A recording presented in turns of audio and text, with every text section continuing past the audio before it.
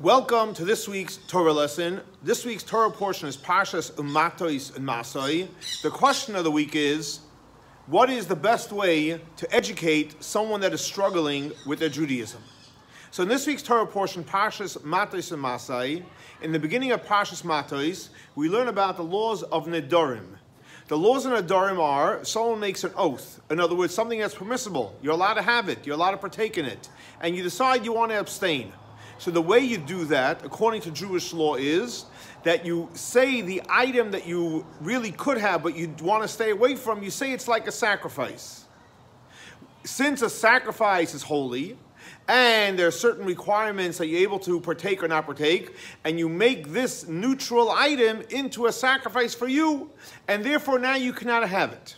So the Rebbe asks the question, what's this whole idea that if you want to abstain from something, that you have to do it in a way that you're making it like a sacrifice? So the Rebbe explains, we know when it comes to an oath to abstain from things which is permissible, there's two ways to look at it.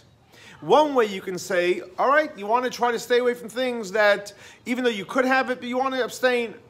On the other hand, we know that if the Torah didn't prohibit it, why are you prohibiting it?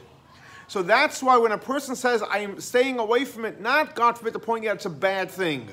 But he's saying, to me, this is like a sacrifice. We know sacrifices are holy, and because it's holy, we respect it. So the same thing also, the reason why I'm staying away from it, not for it's bad. It's just very holy to me. And so, because it's so holy, therefore I am staying away from that. And the Rebbe says, this same idea you find in the period we're in right now, the 3 weeks. On the one hand, we're in the 3 weeks of destruction, starting from Shiva Asar B'Tammuz up until Tisha B'Av. On the other hand, we know that everything that comes from Hashem is good. So, one hand, we're dealing with 3 weeks of mourning, 3 weeks of destruction. But on the other hand, we know everything is good. So, where is everything good in the 3 weeks? So the Rebbe says, if you give a look in the laws in the Bet HaMikdash, which we should be studying now, because we want to rebuild the Beis HaMikdash. So there it says as follows, that there were 3 places, again, the number 3, that the priests watched in the temple, and there were 21 places that the Levites watched in the temple. The same idea of 3 weeks, 21 days that we have mourning, you can look at it on a positive side, the way it speaks about in the Beis HaMikdash, the 3 priests watching certain areas and the 21 Levites. To take it a step further, the Rebbe says, when you think of 3, so you can think, oh my gosh, 3 weeks. Or you can think about, no, we're coming now from the month of the 3rd month in the Jewish calendar. The first was Nisan, the 2nd is Iyar, and the 3rd is Sivan. And we all know the 3rd month we receive the Torah. And the Torah is also connected to 3. Torah, Nevi'im, Ksuvim.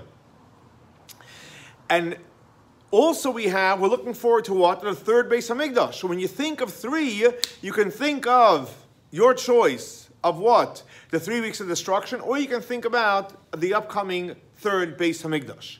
That is in reference to the number 3. What about the 21 days?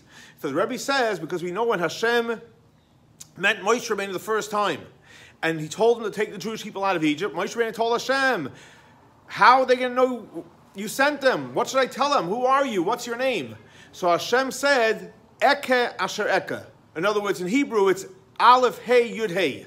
What is Aleph, Hey, Yud, Hey numerically? Aleph is 1, Hey is 5, Yud is 10, and Hey is another 5, which is 21. Which basically Hashem said to them, 21, that's who I am. What does it mean, 21, that's who I am? Because when life is great, we all know who Hashem is. But guess what? Eke, in those tough times, the 21 days, I'm there also.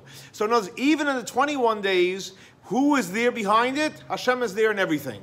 So therefore, when you go through life and you're going through the 3 weeks and you're going through the 21 days, it's a choice. You can look at it, it's 3 weeks, it's mourning, it's 21 days of destruction, or you can look at it, we're looking forward to the 3rd Beit HaMikdash and knowing that Hashem is with us in everything that we do.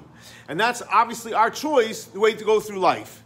So based on this, Rebbe says, so what happens when you see someone that's struggling? And this will answer the question, how do you approach and how do you deal with someone that's having a challenge with their Judaism?